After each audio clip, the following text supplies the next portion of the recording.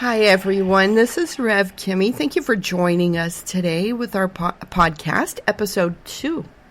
And I'm Dr. G. And today we're going to talk about a new case, a very new case.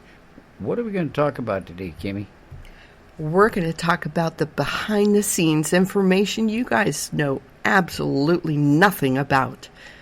What case? What case? Well, it's an escape case, the jailbreak in Alabama that we all heard about 2 months ago, about the Vicky White and Caseywhite case in Alabama. That was all over the media. Good Morning America. Nancy Grace. Oh, yeah. Yeah, and they escaped on April 29th. They weren't captured until May 9th. So that was out there quite a while. But before we get into that, we need to have you cover one thing for us. You know what? I just want to say, we don't know when somebody's listening to this podcast. So you said they escaped, what, April 29th? Yeah. 2022. 2022, yeah, brand new. Yeah, so I just want to say, guys, that we do these podcasts. I've been in ministry over 20 years. And I just want to say that my docuseries that's pinned to my Facebook, I have interviews that you can watch on videos on some successful cases. Also, this one, as well as episode 1, the Kristen Smart case. I just want to say that this has absolutely nothing to do with law enforcement or anybody mentioned in these episodes. It actually is a testimony as to God, and that God exists, and that we can seek Him for answers. We can seek Him for miracles. We can seek Him for revelation into truth. And that is what I want to make clear to people. Okay. And before we jump into this, I want to make a few things clear to folks who are listening. All times that we refer to it, any time during the podcast, all times have been converted. So when I talk about, or Kim talks about, an email or a text or a messenger from Facebook or whatever form of communication that she used to communicate with Sheriff Rick Singleton, who is the Sheriff of Lauderdale County in Florence, Alabama, all times have been converted to Eastern Time, because that's Alabama, Tennessee, and Indiana where this case happened. So those adjustments have been made. And the other two main characters in this are Casey Cole White, he's the fugitive and escapee, and Vicky Sue Davis White. You know, it's bizarre that they had the same last name, but they weren't married, and she was also a fugitive. But her primary job was the Assistant Director of Corrections at the Lauderdale County Detention Facility. In other words, the county jail. So she's a pretty bigwig there. Okay, so let's jump into this. What can you tell us about this? We see, and what we're going to talk about is what God revealed through you to Sheriff Rick Singleton about this case, and it's just incredible. I'm looking at this thing, Kymmi, and there are 11 key revelations in this. There are so many compared to when we listened to the Kristen Smart case that was your first one in 97, and then again in 2021, right? Yeah. Yes, the initial detectives on Kristen Smart's case contacted me in 1997, and I went up there and helped them. And then I jumped back on her case after the lead detective contacted me. He called me. And I reworked the case in January 2021, yes. Yeah, and there was some very specific information in there, like the bodies buried at Reuben Flores' house, you know. Yeah, I didn't, God gave me the words to speak. But in this case, I mean, there's a handful of key revelations, I call them, in that case. But in this one, there are 11 people. Well, 11 key revelations. To be clear, that your revelation, the word that you're using, is AKA prophecy. Yeah. If you look in the Holy Bible, of course, we're Christian reverends, guys. We're going to mention a little bit about the Bible or things like that. So keep that in mind. Go to the Holy Bible or Google it, the book of Acts, chapter 2. It says that men and women will prophesy. The Holy Spirit gave me that gift. Like I said, I worked in 1997, the Kristen Smarts case, and God saved me the latter of 1997 or early 1998, and upon receiving the Holy Spirit and believing in Jesus, I received this gift where I just prophetically know information. We'll leave it at that. So this is the most recent case that you've worked, and like I said, we've got 11 key revelations that you revealed to Sheriff Rick Singleton. Why are there so many more now compared to the Smart case or some of the earlier cases that we'll talk about later? You know, I just want to say, actually, this wonderful reporter who will leave her name out, she called me recently and wanted to interview me on Kristen Smart's case. She's with a major Los Angeles TV station. Mm-hmm. She asked me a question. She said, Kim, what was your gifting ability difference between 1997 and January 2021 when I returned to her case, and just prophetically working remotely from home in Santa Clarita, California, without even going to San Luis Obispo again like I did in 97. What's the difference between my gifts back then? Why is it I had more accurate information? Well, because in 1997, when I first worked her case, I was not saved. I was searching for God. Who's God and how do you get rid of sin was my quest. And so along the path of this quest, the Kristen Smart case fell onto my lap. So it was receiving the Holy Spirit. I was saved. And so now I have gifts from the Holy Spirit, from God. Big difference between a gift of intuition that's to be developed versus the Holy Spirit actually revealing this information to you. Yeah, in the Smart case in 1997, you went on site, but then in 2021, you did it remotely. Yeah, I never went back up there until after I worked the case. I wanted to go up there to shop. Oh. I went to their outlets and I was disappointed it wasn't like our Camarillo outlets that were huge.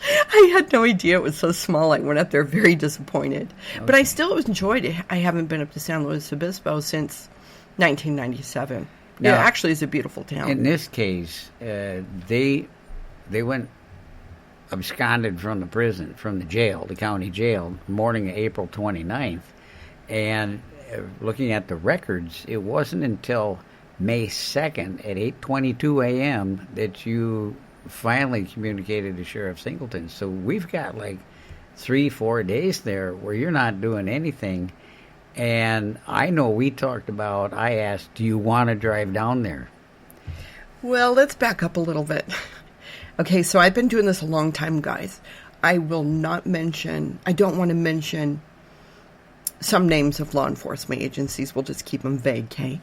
I have to practice shooting, I call it, in quotes, my gifts.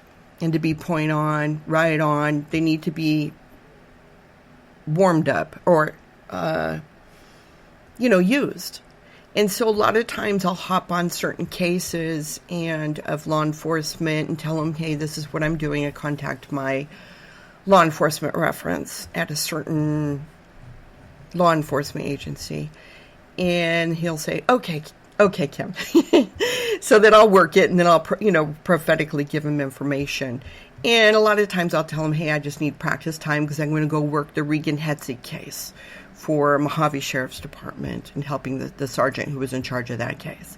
So I practiced quite a bit on a different law enforcement agency's cases. To warm up, they knew I was about to go out and try to help on that Regan Hetzig case in Lake Havasu. So do you have to go on site in order for your gifts to work? No, it just varies each time. I find that I do better actually remotely. I go into prayer and worship and gain information, and I don't always need to go. Sometimes if I'm confused a little and not getting the absolute hit, as if like we're shooting, practicing target shooting. Yeah. If I feel I'm not on point, I'll need to go on site to go verify the work I've done remotely. Okay. Yeah. Okay. But most of the time I don't even need to do that. Kristen's case I didn't. So the second time I worked her case. Also, with regards to this one, I never went in person, though I did tell the sheriff that I was willing to come, but of course he didn't say, okay, come on, he's all the way in Alabama. But anyway, I want to backpedal as to my conflict, guys. If anybody knows me, I like to take on the world. I do a lot of activities, I adopt. All these cases I do for free. It's pro bono. I'm never paid. And I spend hours. One case I worked 3 years for free for a detective. We'll don't name names. But for 3 years on one particular case. And then I hopped off of it and went to Kristen's case for 2 days. And God cracked it, gave that information. And then I hopped back on to the other case. Okay. But I, most of the time, do not need to go in person anymore. All right. So, it varies. It really does. Kind of like a remote viewer, then. Yeah, it's not a term that Christian ministers use. No. But it is known within, because I did delve into psychic stuff. And in my quest for God, which I'm writing a book people can learn about, it'll be out soon. Okay. On Amazon, Barnes & Noble, and etc. Yeah. But I think Zondervan, too, right? Zondervan. The Christian publisher. Yeah. And Collins Harper, I think. So, but during that quest, I did run into psychics and mediums and investigated that, and that wasn't really the path for me, though I met a lot of lovely people and enjoyed meeting known people. Okay. But I want to say one thing. I want to talk about my conflict. I had a major conflict on this case, on the White case. Anybody who knows me, like I was trying to say, is I want to take on the world, I want to do this, I want to do that, and I'm a very busy person. And I adopt these cases, and I learned about this case, the break, on April 29th, but out of respect for an active investigation, which was very, very hard for me to do, because I was seeing the information prophetically. Yeah, I remember that. I stood down for 2 days. Yeah. I made no contact to law enforcement. I left them alone, and it was very difficult. I'm like, okay. Let's see if they're going to get it. Let's see, if they're going to do, realize that Vicky White is involved in this, that she's, she got him out of jail, and they're on the run together. So after 2 days, I contacted my law enforcement reference, and I gave him a heads up that I'm going to jump onto this case, that he may be contacted by Sheriff Rick Singleton in Alabama as a I'd like it to check as a reference. So it was very hard for me to sit around for 2 days, but I never heard online that they found that Vicky was involved. In fact, they were talking about that she was a victim, that she was, they were very concerned about her well-being, and that he was dangerous because he had murdered someone.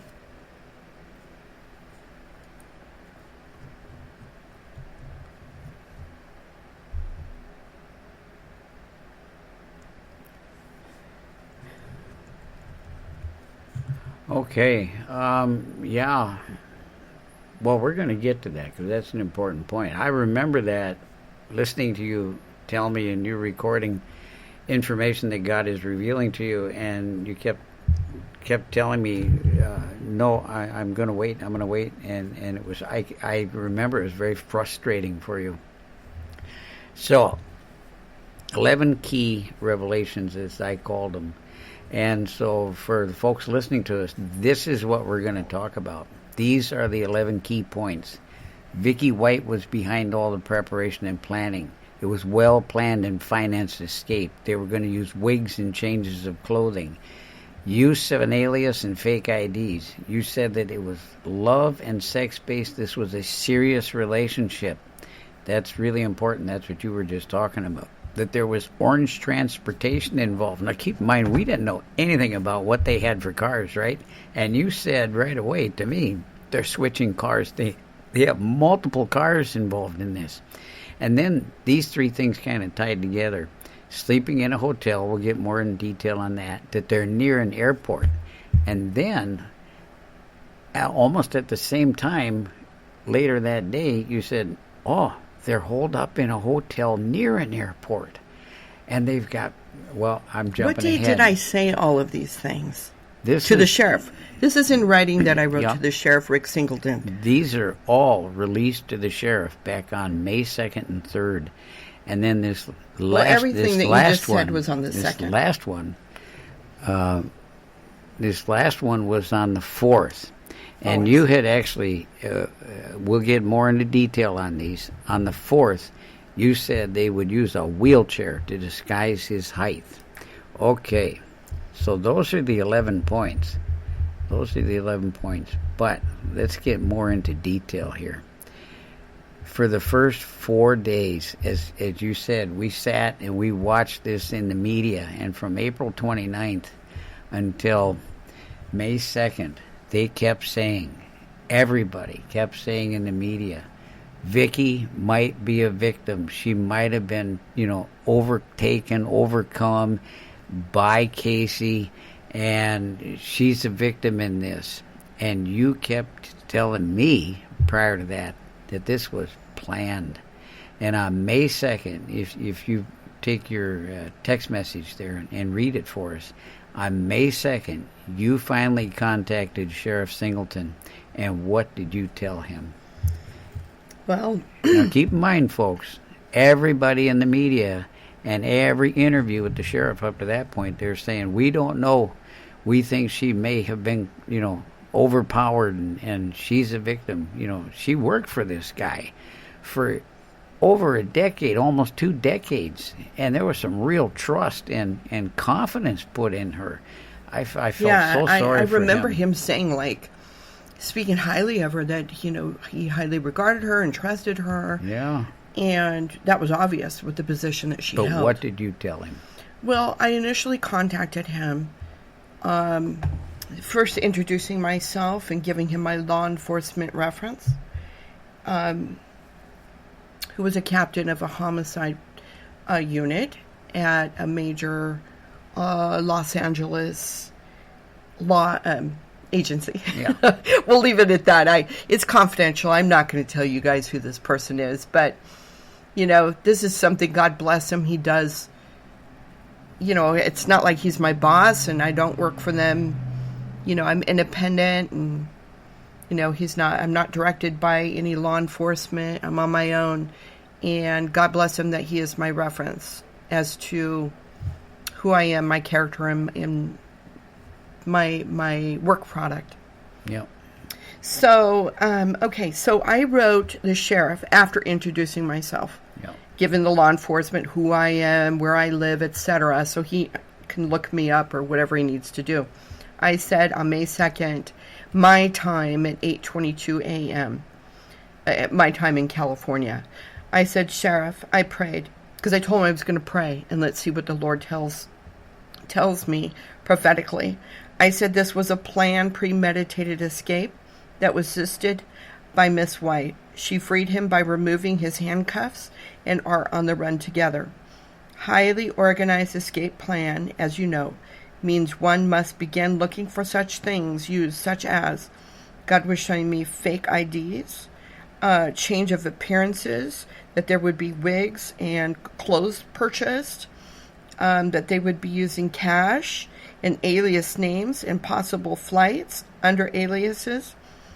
They switched vehicles. God was showing me the future, switching vehicles and all these kinds of things.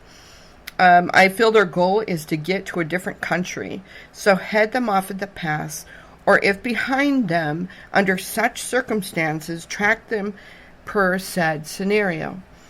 So I said to him, please, Let me read this. I'm reading my text messages. Please reply, quote, received. So I know you read this and will forward directly to Sheriff Rick Singleton, but I didn't know until later. He and I, after the arrest, we spoke on the phone. He said I was talking directly to him. I was talking to Sheriff Rick Singleton. And you did get directly. a reply, and he right? wrote back May 2nd at 8:59 a.m., which is my time. He said received. So then I said, outstanding. Call me with any questions. Here's my cell number. I did see the prisoner white in a bed. So somehow they are indoors at night to sleep. Highly organized, which is supported by evidence that is known, such as no psych appointment, etc. Right? Remember she said, oh, I'm taking him out for a psych eval. Yeah. And there was a little bit of information on the side that I was privy to.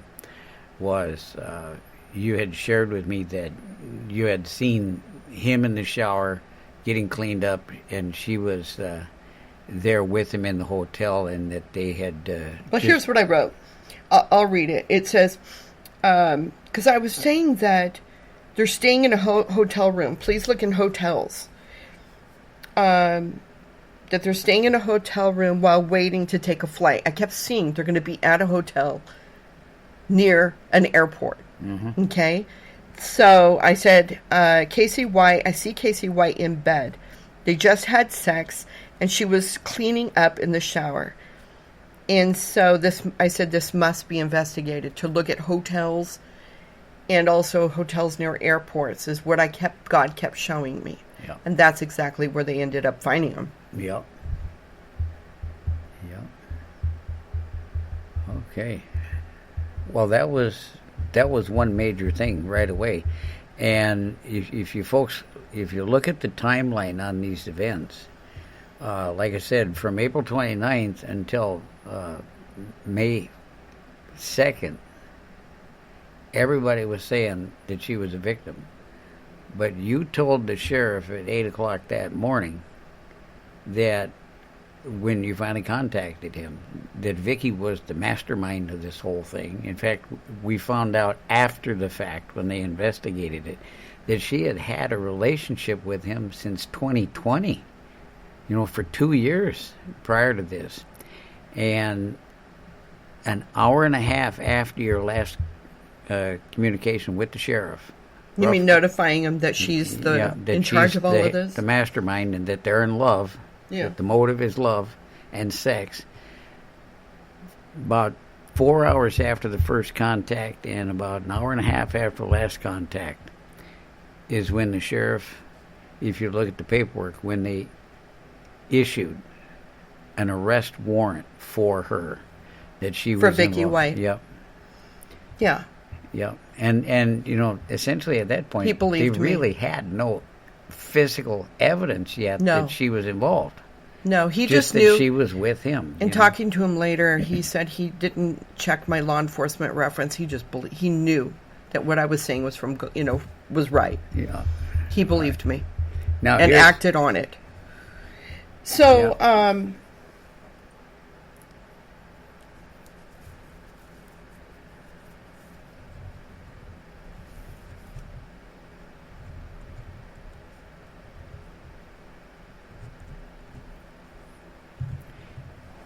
here's the next really big one.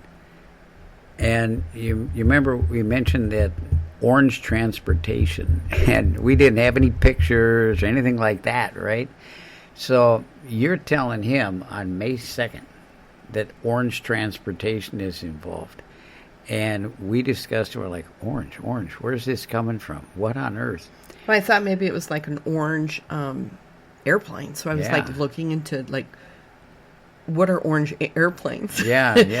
Because the Lord kept showing me that they're going to be near an airport and a hotel, and that their goal was to get out of the country. Yeah, we're like looking at Spirit and all kinds of Amsterdam or whatever it was. Yeah, and we come to find out that KLM had actually changed from the old blue to orange, like the Queen's at some orange. point. Yeah, like, well, maybe, but what it turned out to be is on May 2nd, you told them they switched vehicles. And if you recall later, some of the other ones you say that they had multiple vehicles. Well, if you look at this, folks, the Marshal Service, I think it was, actually put out a picture of this car. Somewhere along the line, they did find out there was an orange car. But this orange car was not verified until much later. Much later. Well, they thought it had broken down, right? So they had to abandon it. They kind of had to work backwards. And then all of a sudden they're saying, well, the orange car broke down, so they had to abandon it and then go get this other vehicle. Well, now, when I heard about this, I wrote Sheriff Rick again. You told him right away that was wrong. Yeah, I'm like, no, I don't believe that it broke down. There's no way. I said, why in the world, if one has many months, I'm reading it verbatim, has many months to purchase the perfect escape vehicle, failed to purchase a vehicle that could actually run and make the trip to escape? One would. I believe that orange vehicle was staged at a location heading to Tennessee. I believe Vicky White is actually street smart and absolutely would have not purchased her getaway car to be in poor mechanical condition to escape perfectly. Hence, it is a setup to throw off investigators. So, yeah. I understand. I believe that Sheriff Rick is good at his job. I don't think that he needed the world to save him or me to save him. I believe that he didn't have the evidence at the time, right, to act on things. But for me, it was very easy to act on things and to be adamant and be very adamant through my message to him, because I clearly saw with what God was showing me with my giftings. So it's easy for me to see these things and to know these things when really I'm a cheat sheet. Yeah, that's a good way to look at it. It's not like... And we'll see that. He had no evidence at the time, right? But these 11 key revelations, as I called them, you're providing for him cliff notes. That as the investigation evolved, he was able to look at these and go, wow. He then went, after I said those things, he then started asking the jailmates and stuff, right? Yeah. And started to investigate, are they involved? And da-da-da-da-da, right? Yeah. And then with this staged vehicle, folks, you told him on the second that this wasn't right. And it wasn't until like May 6th that you told him again, you drove it home, that, okay, this orange vehicle you guys found, it was staged. And here's how I know. And then... Later on, we found out it was. It's not until the switcheroo. Until all the way up in the 8th when they find the pickup, up in Evansville. And they're like, okay, where'd they get this pickup? And they start backtracking, and they come to find out that the 2006 Ford F-150 was purchased by Caseywhite. Purchased. And after he sealed the transaction with the guy, Vicky rolls up in the Ford Edge, the orange Ford Edge, and then Casey followed her as they drove off into the distance. Now, that tells me if they're buying the pickup because the Ford Edge is broke down, why is she driving it? And they go park it in the bushes, right? Yeah. And an orange car, no less. Oh, and let's take off the plates, shall we? Which looks highly suspicious, which I told the sheriff. I'm like, that to me is suspicious. Yeah. A vehicle stash in the trees. Well, they needed the plates, right? Because I remember reading somewhere with that no the plates. Pickup had no plates. So. And who's going to have a getaway car that's bright orange? Notice me. Yeah. So they take the Ford Edge, they abandon it as a decoy, they jump in the F-150, and off they go. Okay? And you told them, okay, next item of interest. It's not like I knew. Well, I'm cheat sheet. God told me. Yeah. Okay. Here's perhaps the... I just want to say something.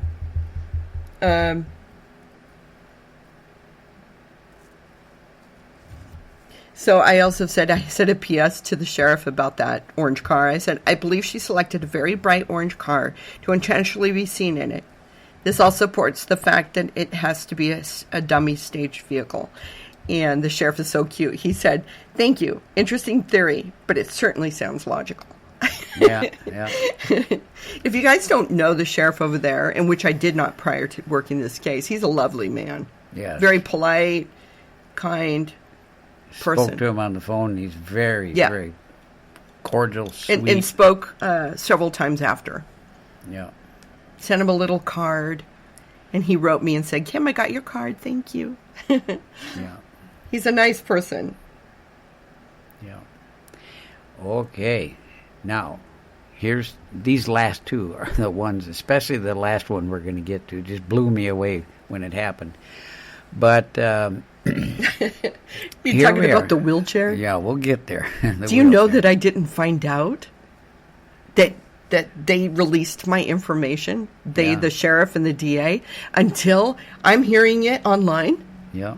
I'm like, oh my gosh, that came from me. Yeah. Okay, this next one.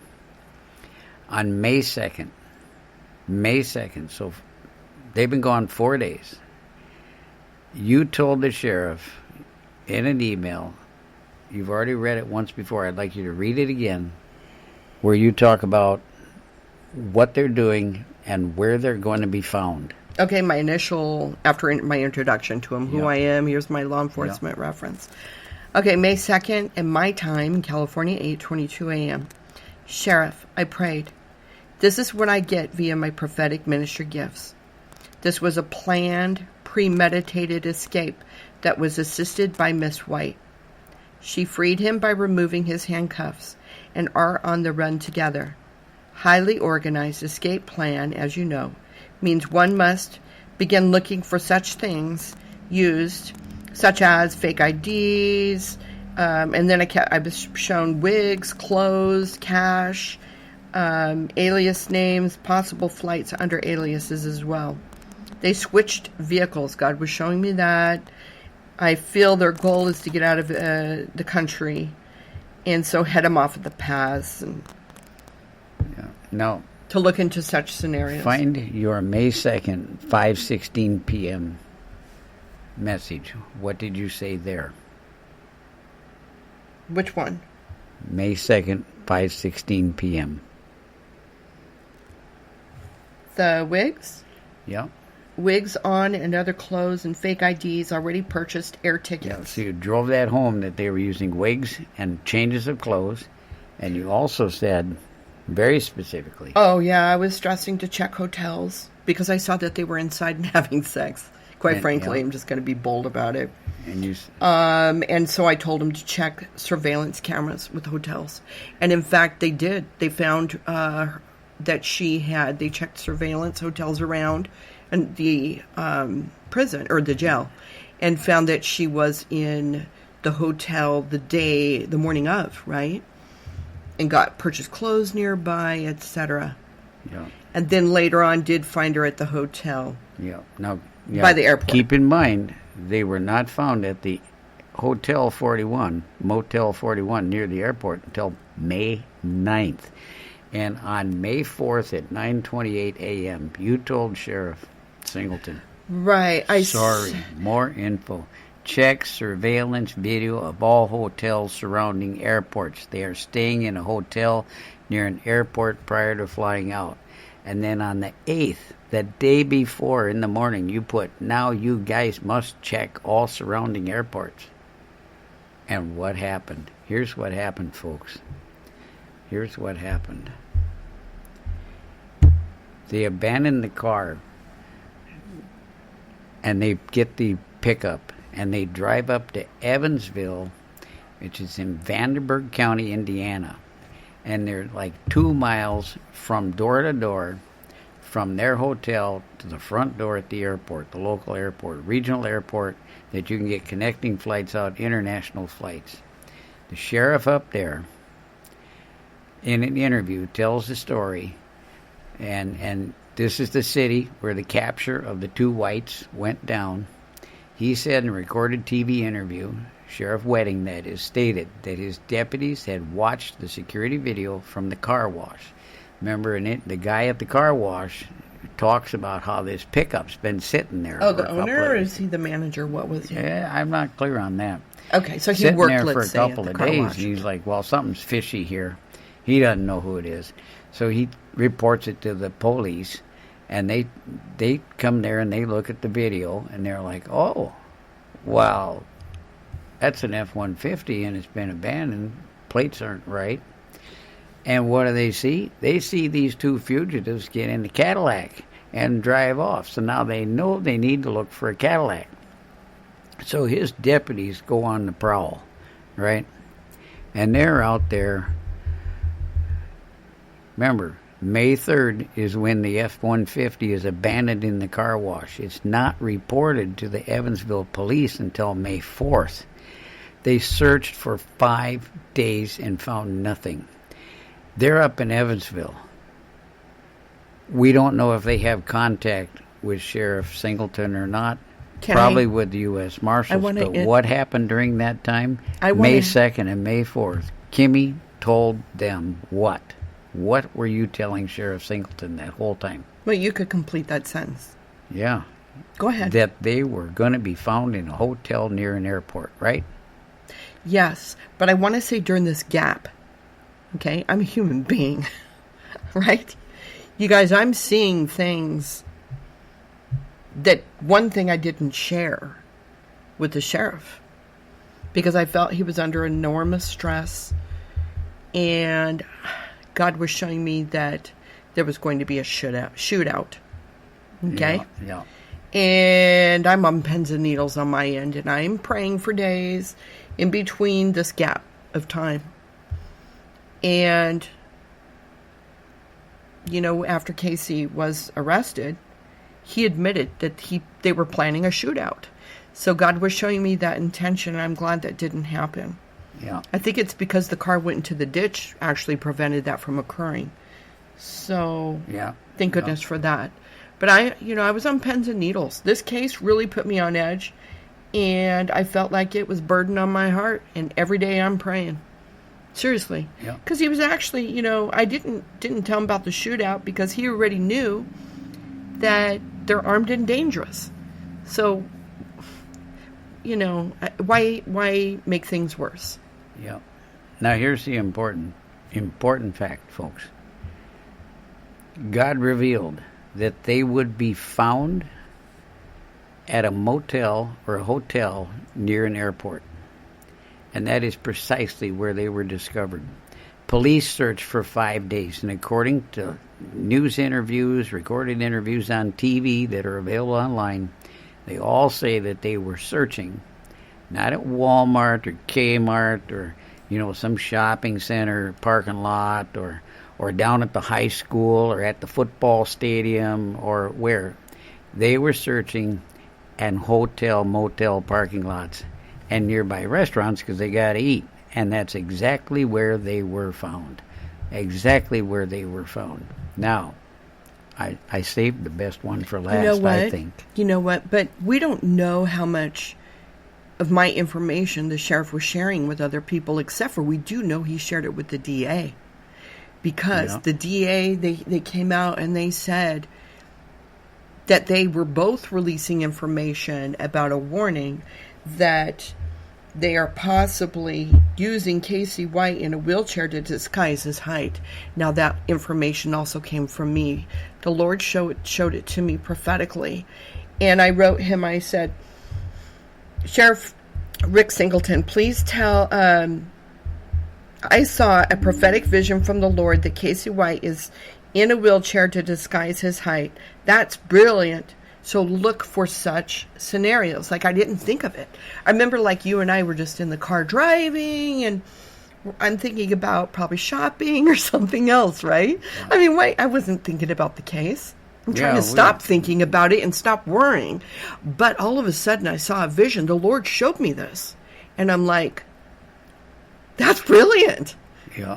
Oh my gosh, I wouldn't even think to do that. Yeah. But he's 6'9", so that would be really smart. No. And I know that they were advertising it. It was all over, even Nancy Grace. But the thing is that they add a little bit to it. He and the DA or whomever were saying about it. They're dressed up as an elderly woman and stuff like that, but that was not from me. Yeah. But that was a good idea, though. He could have been. Well, now, and this is why I saved this for last. A lot of that other information was out there, and as the case was developing, so May 8th, May 9th, we're finding out things about the orange car, about the pickup, about the hotel, and it's like check the box on that list that we read at the beginning. But with this,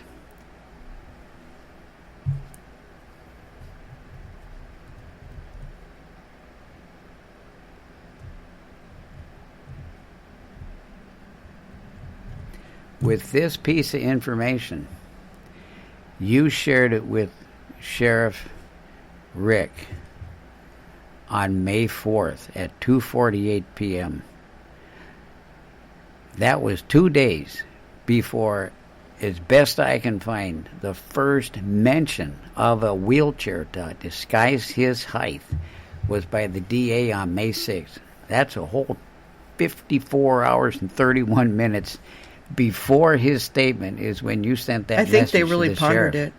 They really thought about it. I mean, there's no way that information came from anyone else. And then we wouldn't think of that. That had to have come from me. It was all over the media. Well, I know it did come from me because I talked to the sheriff later. Everybody was picking it up and talking about it. And some even like it was a joke. Oh, yeah, he's in a wheelchair and she's wearing a wig. And pushing him around. One even but said, that was not the intention, guys. Yeah. Pushing him around. They're going shopping. They're going Halloween shopping. Yeah, one even said that he was dressed up like an old woman too, And she's pushing him around. Yeah, right. He's 6'9" and he's whatever.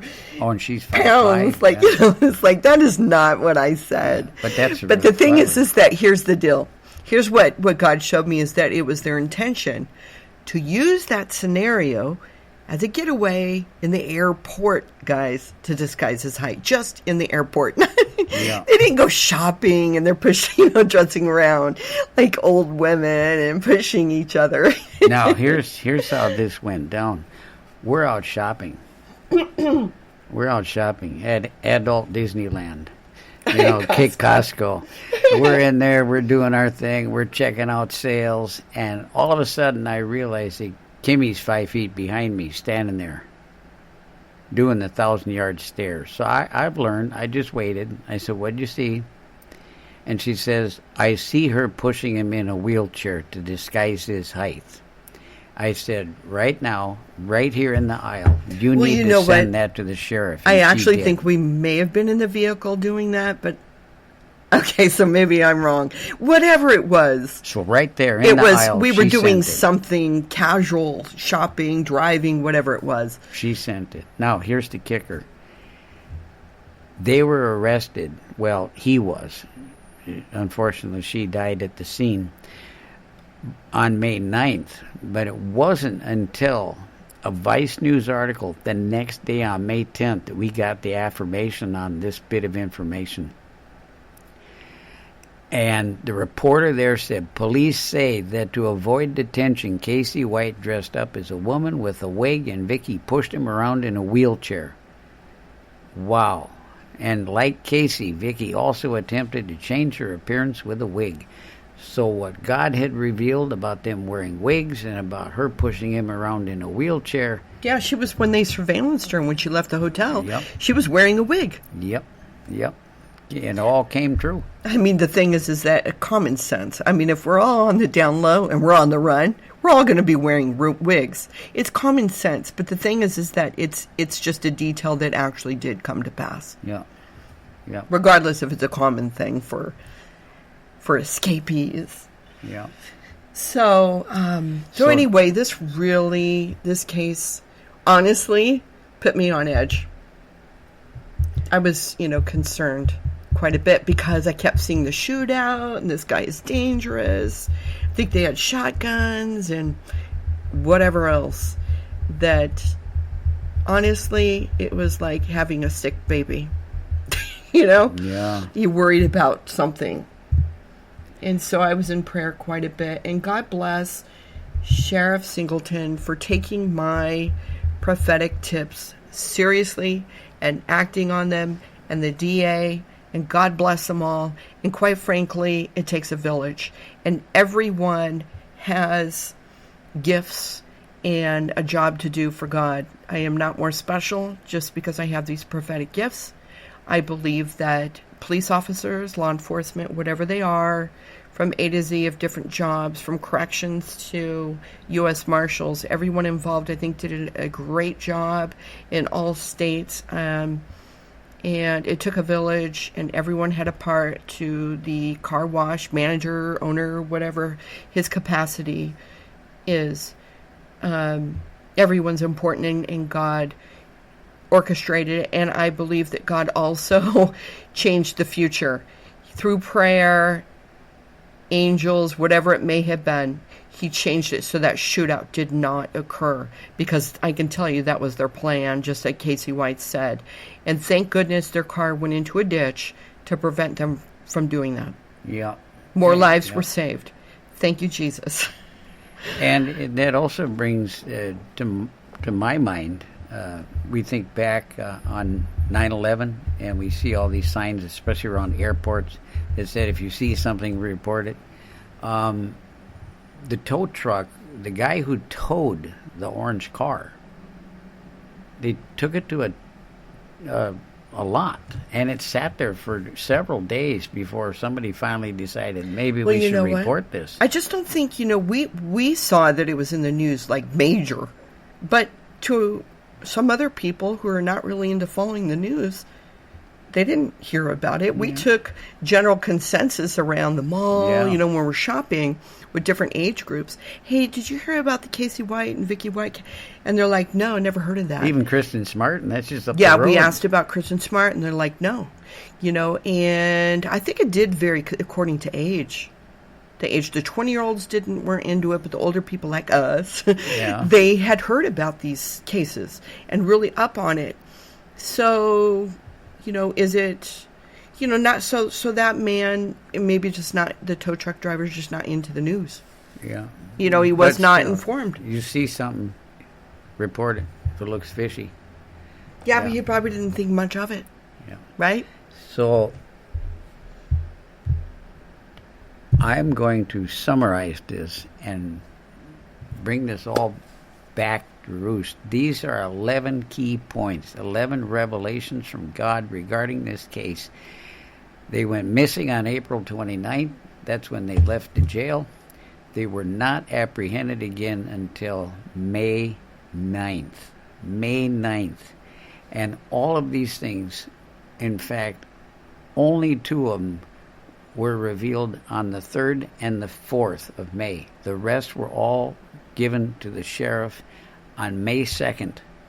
May 2nd, that's 7 days before the apprehension. Vicky White was behind all the preparation and planning. This is well planned and financed. She sold her house the day before the escape so she would have cash in hand. Didn't she short sell it and just only get $100K for it? She got half the value. Yeah. Took the cash and I ran. think she also shopped for his clothes prior. She went to a sex shop, so obviously sex was involved in weapons and ammunition. Yeah. Yeah, it was a romantic. Oh, another point that we're really missing out. I heard you at the beginning of this podcast. You said that the motive was love and sex. But no, there was another very important part that I told the sheriff. Right. Do you guys know that a big part of this was to save him from the chair? Okay, I'm not being literal. Not quite sure what that state would have executed him. Or, well, I guess he still faces it, right? Yeah. But what the death penalty is for that particular state. But it was to save him from execution. And because she loved him, she was in a romantic relationship with him. That she risked her own life. Yeah, and it cost her life. Very expensive for her. Yeah. Sadly.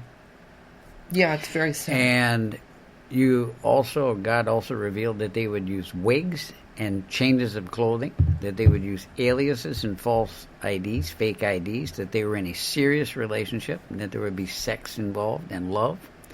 That's orange transportation somehow, and that turned out to be the Ford Edge, the car, that they would switch and use multiple cars. Now think about it. They had the Ford Edge, they had the F-150, And then they had the Cadillac. They had 3 different cars. And that doesn't even count the squad car that they fled, left jail in. I'll bet you some people are wondering. I'm just going to touch on my gifts a little bit, guys. Just want to interject for a second. Okay. Some people might be wondering, wait, she said she saw them? God showed her they're having sex in a hotel? She's in the bathroom to clean up? Does God actually show Kymmi them naked or having sex? No. You guys, the answer to that question is no. No, no, no. A lot of times, even if somebody is murdered and the Lord shows me they're murdered, he just gives me that awareness. He won't really show me because I cry and I get very disturbed, okay? I wanted to be a medical doctor, emergency medicine doctor, to save lives. And that's why I was in hospital ministry for 20 years. ICU, ER, hospice, etc.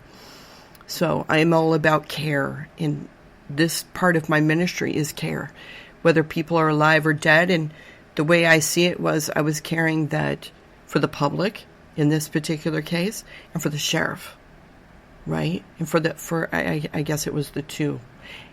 And I wasn't concerned about Casey harming Vicky. Right. I wasn't concerned about it. God didn't show me that was a concern. But I was concerned about the public and for the law enforcement on this case, being shot at. But anyway, no, I'm not shown things. He usually does not show me people having sex or people naked. She's in the shower. I said she's in the shower cleaning up.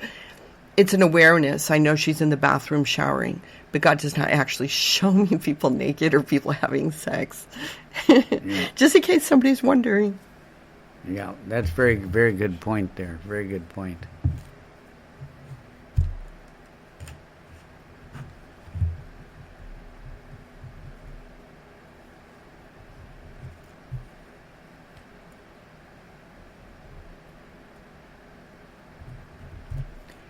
Okay, then and orange transportation, switching multiple cars, we covered that.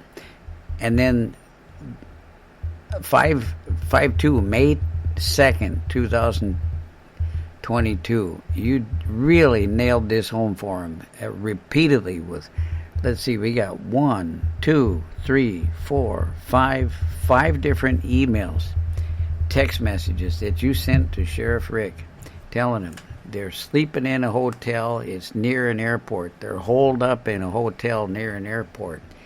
And you kept driving that home.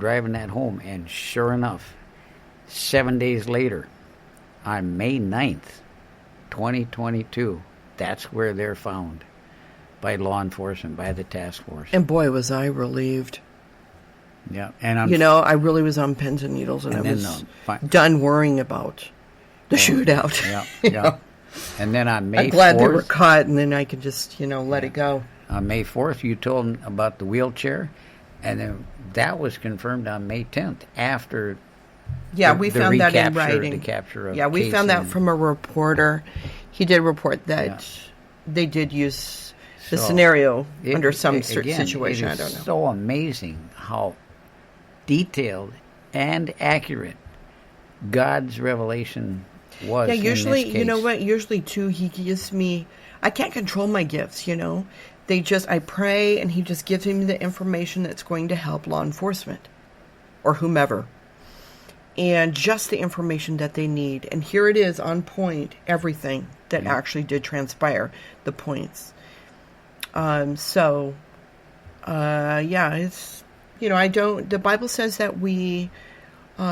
people who are prophetic, we see in part, and we know in part. Google it, guys. You can find that Bible verse. So I don't get every little instance, Oh, they went to the zoo, and then they fed the giraffe, and then, I don't see every little detail at all. Okay, so we're going to continue with these podcasts, talk about the cases, and we're going to talk about some other things, too, down the road. Yeah, what's upcoming. I have my book release coming out soon.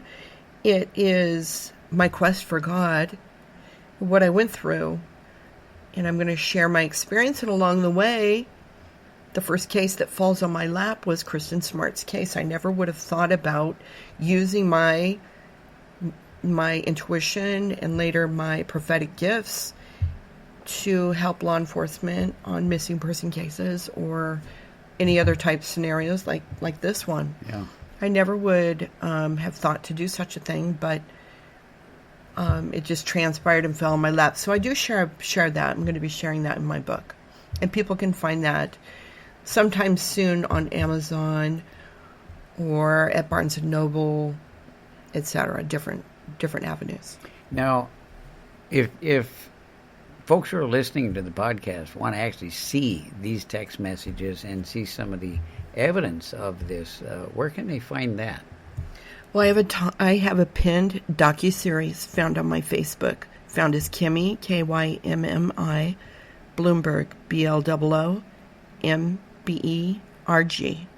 And they can find, it's a pinned docuseries, a video, interviews, and within each video, look at the video's comments. You're going to find all the email, text messages, call log evidence, whatever is applicable to that case. You will find it there. And most cases, guess what, guys? Law enforcement, active or retired cops are my witnesses. Yeah. Okay? But they, I leave them out of it. But on one case, Regan Hetzig's case, I have Jim Polder's permission prior. I've asked him if I can mention his name. He helped me on the case. And he signed a declaration under penalty of perjury on her case. You can find in the comments on that video pinned to my docuseries. And I just want to give a shout out to Jim Polder, who is a California Highway Patrol retiree and an awesome man of God who donated his time as well on his boat. And I want to say that, guys, on so many cases, I have a lot of police officers who are retirees from LAPD, Los Angeles Sheriff's Department, to California Highway Patrol, to so many others who are my friends, who donated their time on so many of various of cases, that these are spectacular people, guys. They use their own money as well and their own free time when we all could be doing something else. But these are heart of golds, really, and they're all Christians as well. And they've donated their time to help victims, just like we do. Yeah, and I've been working pro bono with retired cops as well. And then, of course, we want to give out the shout out to my law enforcement reference, whose name is blah, blah, blah, blah, blah. Yeah. He knows who he is. And he's a gem of a guy. And God bless him for putting up with me. And for, if anybody ever calls or writes him to check on me as a reference, I don't know. But thank him for his willingness. Before we go, down the road, other than the podcast, and we have the videos up on your Facebook, can you tell us what are your plans for this ministry? What else is where are you going to go with it? What else you got plans for anything else? Well, of course, I walk on water. Whoa. Every day it's a day that God has made. So who knows? Yeah. But in my plans, I am supposed to be and will be on Tyler Henry's Netflix, Life After Death, Season 2. Well, of course, we don't know if he is a Season 2 right now, but it's approved to be on it. So we just hope he gets a Season 2 for sure, because I'm going to be on there with Tyler. We're going to work a missing person case together. I see my future, and I know that this is what God will make happen. Okay. But anyway, if you guys haven't caught his series, it's on Netflix, and he really does seem like a sweetheart. So when you do these cases, this is called a prophetic word, right? That you give to the sheriff? Yeah, it's, some people, it's not a reading like psychics call it. Yeah. But yeah, it's a prophetic word. Okay. I don't even know. Most of the time, I don't even know what's going to come out my mouth. God speaks. He gives me the words just like he did on Kristen Smart's case. Like, he just gives a word. Okay. Yeah. If anybody's interested in a private consultation with me using my prophetic gifts, it could be, I want to form groups here in the future, privates. Contact me on Instant Messenger on Facebook is probably the easiest way. And again, I'm found on Facebook as Kymmi, Kymmi, Bloomberg, BLOOMBERG, and I will be happy to help you with whatever it is you're going through. God will show me, just as he does on these cases, of information of how he wants to direct you or give you wisdom or to help you. Okay. I think we're done for today then. Yes, we are. I thank you all for listening, and I hope that you listen again on our next episode. Have a good day. God bless.